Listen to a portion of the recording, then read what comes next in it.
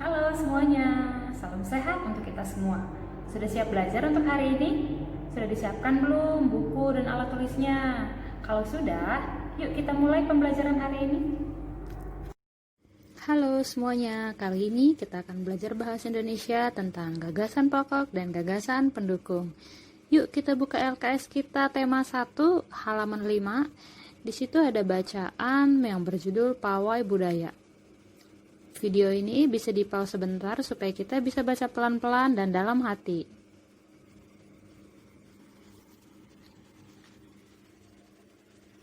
Setelah membaca bacaan tersebut, kita akan menemukan pokok atau inti dari tiap-tiap paragraf. Di paragraf pertama, pokoknya atau gagasan pokoknya yaitu tiap tahun warga Kampung Badungan menyelenggarakan pawai budaya. Di paragraf kedua, gagasan pokoknya, di barisan pawai terdepan terlihat rombongan dari Jawa Tengah. Di paragraf ketiga, gagasan pokoknya, di rombongan kedua diisi oleh rombongan dari Papua. Di paragraf keempat, gagasan pokoknya, rombongan dari Bali diikuti oleh rombongan dari Maluku. Dan paragraf terakhir, gagasan pokoknya ialah Dodi dan teman-teman sangat senang melihat pawai budaya. Tiap-tiap pokok tadi disebut gagasan pokok. Gagasan pokok itu apa sih? Gagasan pokok adalah ide utama yang dibahas dalam suatu bacaan. Dapat berupa kalimat utama atau inti, dan biasanya berada di awal paragraf. Gagasan pokok selalu didukung oleh gagasan pendukung. Gagasan pendukung itu yaitu kalimat penjelas, tambahan informasi, dan uraian yang mendukung gagasan utama. Jadi, selalu ada gagasan pokok dan gagasan pendukung di tiap paragraf. Yuk kita lihat lagi bacaan tadi. Kita bisa menemukan gagasan pokok di tiap-tiap paragraf. Gagasan pokok di paragraf pertama terdapat pada kalimat pertama, yaitu tiap tahun warga Kampung Badungan menyelenggarakan pawai budaya. Yang kedua, di barisan pawai terdepan terlihat rombongan dari Jawa Tengah. Begitu juga dengan paragraf ketiga. Gagasan pokoknya yaitu di rombongan kedua diisi oleh rombongan dari Papua. Paragraf keempat, gagasan pokoknya, rombongan dari Bali diikuti oleh rombongan dari Maluku. Dan paragraf terakhir, gagasan pokoknya, Dodi dan teman-teman sangat senang melihat pawai budaya. Nah, itu tadi gagasan pokoknya. Sekarang kita lihat gagasan pendukungnya. Setelah menemukan gagasan pokok, kita akan tahu gagasan pendukungnya. Gagasan pendukung dari tiap-tiap paragraf. Paragraf pertama, gagasan pendukungnya dimulai dari pawai ini selalu menampilkan keragaman budaya Indonesia. Sampai kalimat terakhir. Pawai ini menjelaskan pawai budaya yang disebutkan dan dituliskan di kalimat pertama. Nah, di paragraf kedua, gagasan pendukungnya yaitu beberapa laki-laki mengenakan beskap lengkap dengan blangkon dan keris. Dilanjutkan kalimat selanjutnya. Blangkon dan keris menjelaskan ciri-ciri pakaian adat dari daerah Jawa Tengah. Nah, sekarang kita lihat ke paragraf ketiga, keempat, dan kelima. Gagasan pendukung di paragraf ketiga dimulai dari dengan pakaian khasnya. Para laki-laki berjoget lengkap dengan pedang di tangannya menarikan tarian perang. Sampai kalimat terakhir. Dengan pakaian khasnya. Khas dari manakah yang disebutkan? Yang dimaksudkan adalah dari Papua. Nah, dari paragraf keempat, gagasan pendukungnya, rombongan laki-laki mengenakan kemeja putih, jas merah, dan topi tinggi dengan hiasan keemasan sampai kalimat terakhir. Kemeja putih, jas merah, dan topi tinggi dengan hiasan keemasan ialah ciri-ciri pakaian adat dari Maluku. Terakhir, gagasan pendukungnya selalu ada hal baru yang mereka perhatikan setiap tahun sampai kalimat terakhir. Apa yang mereka perhatikan setiap tahun, yaitu pawai budaya. Nah, sekian dulu pembelajaran tentang gagasan pokok dan gagasan pendukung. Kalau ada yang masih belum dimengerti atau belum bisa dipahami, bisa tanyakan ke Miss langsung ya. Terima kasih. Halo semuanya, keberagaman budaya bangsaku. Mari kita belajar keberagaman budaya yang ada di Indonesia. Ada yang tahu tidak? Ini tarian apa? Kalau ini tarian apa? Nah, kalau ini tarian dari daerah mana ya?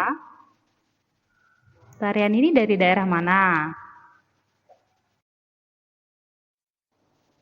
Keberagaman budaya tidak hanya dari tari-tarian tradisional saja, tapi masih ada banyak lagi. Yuk kita lihat satu-satu. Ada bahasa daerah, ada rumah adat, kesenian daerah, upacara adat, makanan tradisional, kain tradisional, dan senjata tradisional. Negara Indonesia adalah negara kepulauan. Karena itu, Indonesia sudah pasti memiliki banyak sekali bahasa daerah.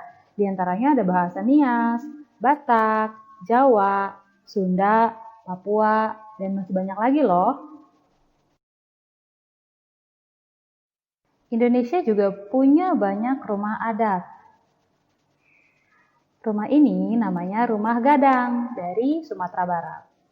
Kalau yang ini namanya rumah betang dari Kalimantan Tengah. Yang satu ini namanya rumah tongkonan dari Sulawesi. Dan yang ini namanya rumah honai dari Papua. Dan masih banyak lagi loh bentuk-bentuk rumah adat Indonesia yang unik dan pastinya sangat tradisional. Indonesia juga punya kesenian daerah. Yang ini namanya reog. Dan yang ini namanya lenong. Masih banyak kesenian daerah lainnya. Ini hanya contohnya saja ya. Selanjutnya Indonesia punya upacara adat yang sangat tradisional. Yang ini namanya upacara ngaben atau pembakaran mayat yang biasa dilakukan oleh masyarakat Bali. Kalau yang ini namanya upacara seba yang dilakukan oleh warga suku Baduy di Banten dalam rangka ucapan syukur karena sudah panen. Nah, yang ini makanan tradisional. Sudah pada tahu ya semuanya kalau Indonesia punya makanan atau kuliner yang sangat enak. Ini namanya rendang dari Sumatera Barat. Dan ini yang berbahan dasar ikan dan sagu ini namanya papeda dari Maluku dan Papua.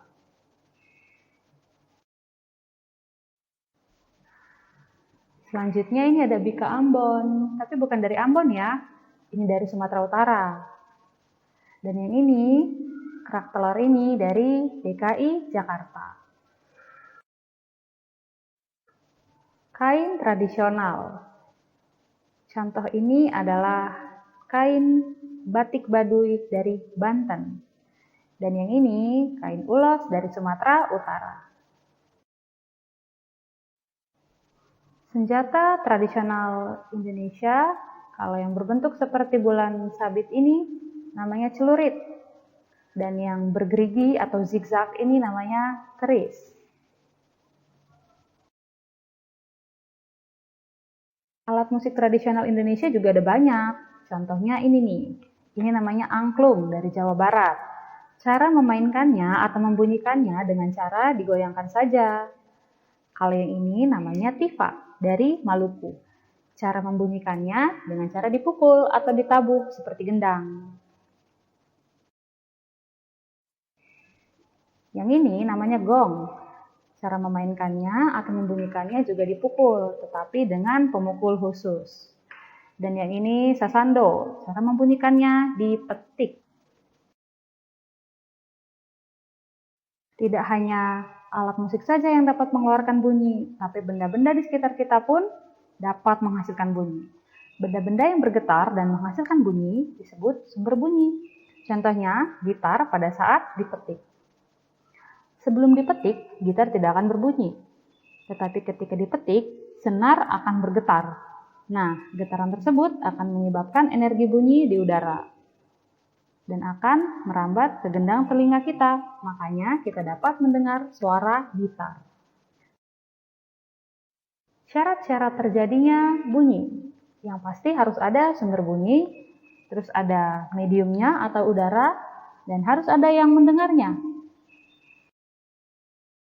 Pembelajaran kita untuk kali ini. Sampai jumpa di pembelajaran selanjutnya. Terima kasih. Setelah melihat tayangan tadi, kita semua tahu bahwa bangsa Indonesia memiliki keragaman budaya. Kita harus syukuri dan lestarikan. Jangan sampai pecah. Meskipun berbeda-beda, tetapi kita tetap bersatu. Seperti semboyan kita, Bhinneka Tunggal Ika. Yang artinya, meskipun berbeda-beda, tetapi tetap satu jua.